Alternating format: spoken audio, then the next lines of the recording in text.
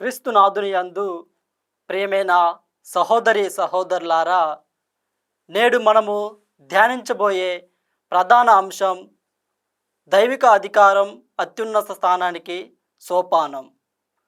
దైవిక అధికారం అంటే మన యొక్క జీవితము ఎల్లప్పుడూ ఆయన యొక్క అధికారం ద్వారా, ఆయన యొక్క ఆశీర్వాదం ద్వారా, ఆయన యొక్క దీవెనల ద్వారా మనము జీవించినట్లయితే మన యొక్క జీవితం అత్యున్నత స్థానానికి చేరుకోగలుగుతుంది.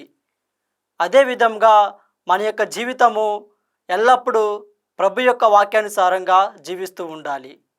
యేసు ప్రభువు యెరూషలేము దేవాలయంలో బోధిస్తున్నప్పుడు కొంతమంది ప్రధాన యాజకులు, శాస్త్రులు, నీవు ఏ అధికారంతో ఈ పనులు చేయుచున్నావు అని ప్రశ్నించిరి.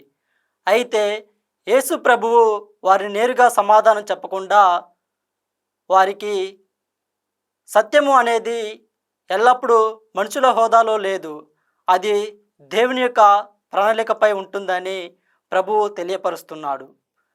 అదేవిధంగా మన యొక్క జీవితము ఆయన యొక్క ఆశీర్వాదం ద్వారా జీవించినట్లయితే మనము అత్యున్నత స్థానానికి చేరుకోగలుగుతాము. అదేవిధంగా మన కుటుంబంలో కూడా మన బిడ్డలు ఎల్లప్పుడూ యేసుప్రభు యొక్క అధికారం ద్వారా జీవిస్తే మనము అత్యున్నత స్థానానికి చేరుకోగలుగుతాము. అదేవిధంగా మన పిల్లలు కూడా ఉన్నత స్థానానికి ఎదగగలుగుతారు. ఒక భార్యగా, ఒక భర్తగా నీవు ఏ విధంగా జీవిస్తున్నాము? దేవుని యొక్క అధికారం ద్వారా జీవిస్తున్నావా, ఆయనకు వ్యతిరేకంగా జీవిస్తున్నావా అని ఒకసారి ఆత్మపరిశీలన చేసుకోవాలి.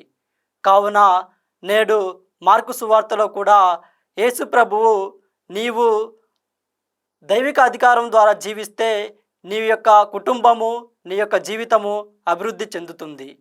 కావున నీవు నా యొక్క ఆజ్ఞల ప్రకారంగా నేను చెప్పించే సత్యం ద్వారా నీవు జీవిస్తే నీ యొక్క జీవితం అభివృద్ధి చెందుతుంది.